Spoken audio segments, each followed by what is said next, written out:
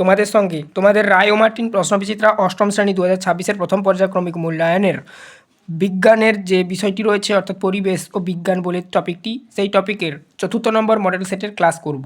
আমরা পিডিএফের মধ্যে গিয়ে বাদবাকি কথাগুলো বলছি। তুমি যদি আমার চ্যানেলে নতুন হও, চ্যানেলটাকে সাবস্ক্রাইব করো, বেল আইকন অপশানে সেভ রাখো। আগে 3টি ক্লাস অবশ্যই দেখে নেবে। একটাই প্লেলিস্টের মধ্যে সমস্ত সাবজেক্ট পাবে। লিঙ্ক এই ভিডিওর ডেসক্রিপশানে দেওয়া রয়েছে, সেখানে সমস্ত সাবজেক্টের মডেল সেটের সমাধান করা হচ্ছে। আর তোমরা যদি পিডিএফ কিনতে চাও, আমাদের হোয়াটসঅ্যাপ নাম্বারে যোগাযোগ করবে, কম দামে আমাদের কাছ থেকে পিডিএফ কিনতে পারবে। এই ভিডিওর ডেসক্রিপশানে হোয়াটসঅ্যাপ নাম্বার রয়েছে। দেখো, এবারে আমরা মডেল সেট 4-এর মধ্যে এলাম। এখানে দেখতেই পাচ্ছ তোমাদের বইতে, যেমন বইতে তোমরা খুলে বের করে দেখো, স্কুলের নাম লেখা রয়েছে, দেখবে ডিএইচ ভারত সেবাশ্রম সংঘ প্রণব বিদ্যালয়া, ভৌত বিজ্ঞান ফিজিক্যাল সায়েন্স লেখা রয়েছে। সঠিক উত্তরটি নির্বাচন করো। এমসিকিউ প্রথমেই তোমাদের দেখো, একে দাগে বলা রয়েছে প্রাবতার একক হলো, উত্তর করবে, দেখো এখানে যে অপশানগুলো দেখতে পাচ্ছ তার মধ্যে উত্তর করবে নিউটন। দেখো আমি উত্তর বলে লিখে দিয়ে দিয়েছি। তারপর দেখো নেক্সট, 2 দাগে অবাধে পতনশীল দুটি বস্তু মাটিতে পড়ার সময়, উত্তর করবে যেটা দুটি বস্তু একসঙ্গে পড়ে বায়ুর বাধা না থাকলে আর কি। যদি থাকে সেক্ষেত্রে হবে না, আর যদি না থাকে তাহলে এটাই উত্তর হবে, অপশান সি। তারপর দেখো নেক্সট, দেখো 10 কেজি ভরের একটি বস্তুকে পৃথিবীতে যে বলে নিজের দিকে টানে তা হলো, উত্তর করবে দেখো 98N, যেহেতু F সমান M, ঠিক আছে। এটা ফর্মুলাটা তোমরা লিখতে পারো, না লিখতে পারো, আমি এটা বলবো, তোমরা এটা মানে জানা দরকার নেই তোমাদের এখন। এখানে উত্তরটা তোমরা অপশান 8N করবে আর কি। তারপর দেখো নেক্সট, কোনো বস্তুর মহাকর্ষীয় প্রভাব, উত্তর করবে যেটা অসীম পর্যন্ত বহাল থাকে, উত্তর অপশান ডি করবে, উত্তরটি 4 দাগের। 5 দাগে দেখো প্রদত্ত কোনটিকে গন্ধের সাহায্যে শনাক্ত করা যায় না, উত্তর করবে যেটা CO2 অর্থাৎ কার্বন ডাইঅক্সাইড, এটি গন্ধহীন গ্যাস। তারপর দেখো 6 দাগে আস ও ইক এই 2 ধরনের যৌগ গঠন করে, উত্তর করবে Fe অর্থাৎ আয়রন, যার বাংলা নাম। আর সংকেত Fe আর কি, লোহার আর কি সংকেত, যেমন ফেরাস ও ফেরিক অক্সাইড। পরে দেখো 7 দাগে বাইকার্বনেটের মূলকের সংকেত আর কি, উত্তর করবে যেটা HCO3-। তারপর দেখো নেক্সট অপশান এ করবে। 8 দাগে দেখো আইসোটোনদের ক্ষেত্রে নিম্নোক্ত যে কথাটি ঠিক তা হলো এদের, উত্তর করবে নিউট্রন সংখ্যা সমান। 2 দাগে দেখো সংক্ষিপ্ত উত্তর দাও যে কোনো দুটি। চাপ এর পরিমাণ তরলের উচ্চতা ছাড়াও ও আর কোন কোন বিষয়ের উপর নির্ভর করে? চাপ, তরলের ঘনত্ব এবং ওই স্থানে অভিকর্ষজ ত্বরণ জি এর উপর নির্ভর করে। 2 দাগে দেখো শহরাঞ্চলে জল সরবরাহ ব্যবস্থা জলের কোন ধর্মের উপর নির্ভরশীল? জলের সমচ্ছলতা ধর্মের উপর। 3 দাগে দেখো কোনো বস্তুকে ভূপৃষ্ঠ থেকে 11.2 কিলোমিটার পার সেকেন্ডে বেগে ছুড়ে দিলে কি হবে? ওই বস্তুটি পৃথিবীর মায়া কাটিয়ে মহাশূন্যে চলে যাবে, আর পৃথিবীতে ফিরে আসবে না, একে মুক্তিক বেগ বলে। 4 দাগে দেখো তাপ ওড়ো, এখানে দেখো তাপ ও তড়িৎ আর কি, এটা একটু ঠিক করবে।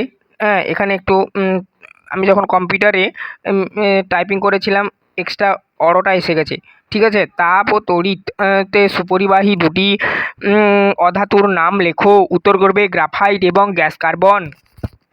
দেখো Cl- আয়নের ইলেকট্রন সংখ্যা কত? 5 দাগের প্রশ্ন, 18টি, ঠিক আছে। এখানে দেখো ক্লোরিনের 17টি আর একটি গৃহীত ইলেকট্রন, এই নিয়ে 18টি। SI-তে মহাকর্ষীয় ধ্রুবকের মান 6.67 × 10⁻11 N.m² per kg²। 3 দাগে দেখো নিম্নলিখিত প্রশ্নগুলির উত্তর দাও।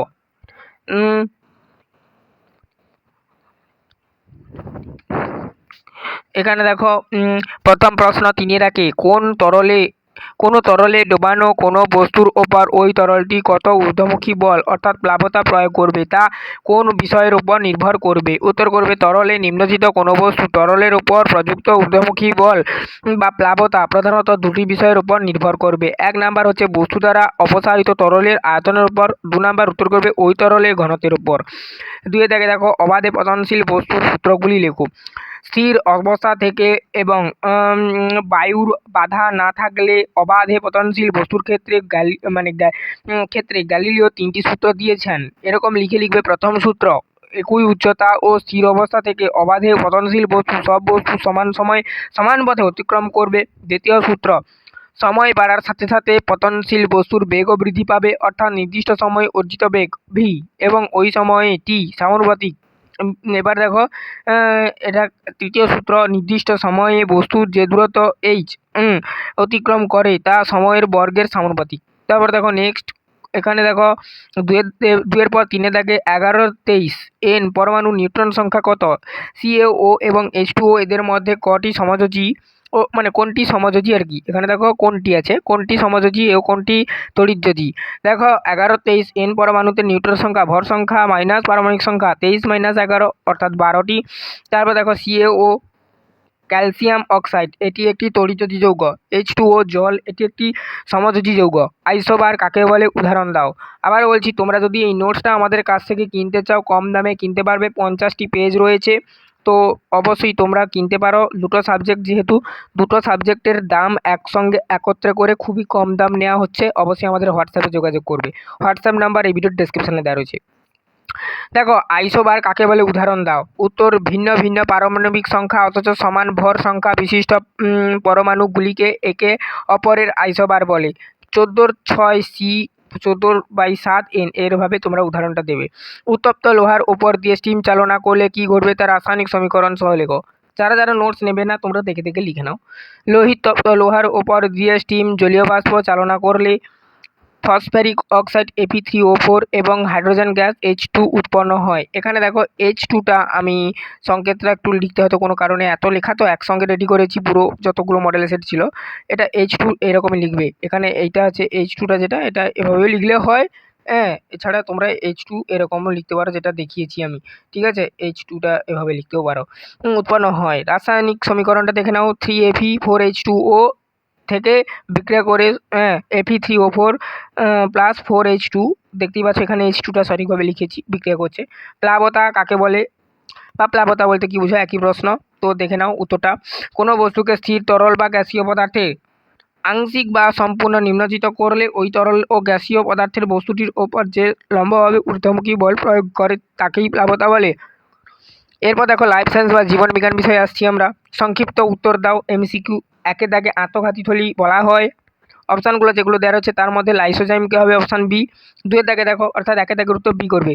চোখের রেটিনার উজ্জ্বল আলো ও বর্ণ শোষণে সক্ষম, উত্তর করবে কোন কোষ বা কোন সেল ইংলিশে বলা হয়। যে অপশানগুলো দেওয়া রয়েছে তার মধ্যে উত্তর এ করবে দুয়ের দাগে। তিনের দাগে দেখো বলা রয়েছে কোনো বস্তুকে 15 থেকে 30 গুণ বড় করলে দেখা যায়, উত্তর মানে বড় করে দেখা যায় আর কি, কোন যন্ত্রের সাহায্যে, উত্তর করবে সরল অনুবীক্ষণিক যন্ত্র, অপশান সি করবে তিনের দাগের প্রশ্ন উত্তর। চারের দাগে দেখো নিউক্লিয়াস ছাড়া অন্য কোন অন্য যে কোষে অঙ্গাণুতে ডিএনএ থাকে তার নাম লেখো, উত্তর করবে মাইটোকন্ড্রিয়া। দুই দাগে দেখো শূন্যস্থান পূরণ করো, সংক্ষিপ্ত উত্তর দাও। একটি একক পর্দাবৃত কোষীয় অণু হলো দেখো, উত্তর করবে লাইসোজোম বা ভ্যাকিওল যেটাকে বলা হয়। ক্যাকটাসের কাণ্ডে কোষে উপস্থিত জল সঞ্চয়ী উপাদান হলো ড্যাশ মিউসিলেজ। মিউসিলেজ থাকে বলে জল সঞ্চয় করে রাখতে পারে। তোমরা যদি আমাদের কাছ থেকে এই পিডিএফটা নাও, তোমাদের সমস্ত মডেল সেটের উত্তর তো আমরা এভাবেই করে দিয়েছি, তোমাদের খাতাতে আর উত্তরগুলো লিখতে হবে না। অবশ্যই বলবো তোমরা আমাদের কাছে এই পিডিএফটা অল্প দামে কিনে নিতে পারো, তোমাদেরই তাতে লাভ হবে। এরকমই সমস্ত সাবজেক্ট, বাংলা, তারপরে পরিবেশ বিজ্ঞান, ভূগোল, ইতিহাস, এরকম সমস্ত সাবজেক্টের পিডিএফ আমাদের কাছ থেকে পেয়ে যাবে। অবশ্যই হোয়াটসঅ্যাপে যোগাযোগ করবে। পিতা মাতা থেকে সন্তানদের মধ্যে বংশগত বৈশিষ্ট্য ড্যাশের মাধ্যমে বাহিত হয়, উত্তর করবে জিনের মাধ্যমে। আর যারা যারা একান্ত নিবে না ভাবছো তারা তারা দেখে দেখে লিখে নাও, এরকমইভাবে সাজানো রয়েছে বইয়ের মতন করে, দেখে নাও। তিনের দাগে সংক্ষিপ্ত উত্তর দাও, আর যারা নেবে তাদেরকে বলে দিলাম। অধিক উচ্চচাপযুক্ত পরিবেশে বসবাসকারী প্রাণীদের রক্তে লোহিত রক্তকণিকার সংখ্যা বেশি হয় কেন? পাহাড় বা উঁচুতে বাতাসে অক্সিজেনের পরিমাণ কম থাকে, তাই শরীরের কোষে প্রয়োজনীয় অক্সিজেন সরবরাহ নিশ্চিত করতে রক্তে লোহিত রক্তকণিকা আরবিসি যেটাকে বলা হয় সেটি বেশি থাকে, যা বেশি পরিমাণ অক্সিজেন পরিবহনে সাহায্য করে। আবরণী কলা কাকে বলে, এর একটি কাজ লেখো।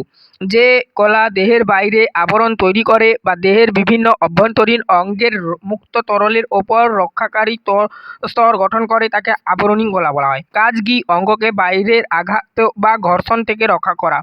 তারপর দেখো তিনের দাগে এন্ডোপ্লাজমীয় জালিকার দুটি কাজ লেখো, উত্তর করবে কোষের সাইটোপ্লাজমকে যান্ত্রিক দৃঢ়তা প্রদান করে 1 নম্বর কাজ, উত্তরটা এটা করবে। 2 নাম্বার উত্তরটা করবে বা 2 নাম্বার কাজটা করবে যেটা প্রোটিন ও লিপিড সংশ্লেষ ও পরিবহনে সহায়তা করে। এই ছিল মডেল সেট 4 এর সম্পূর্ণ প্রশ্ন তার সমাধান। চ্যানেলে নতুন থাকলে সাবস্ক্রাইব করো, বেল আইকন অপশানে সেভ রাখো।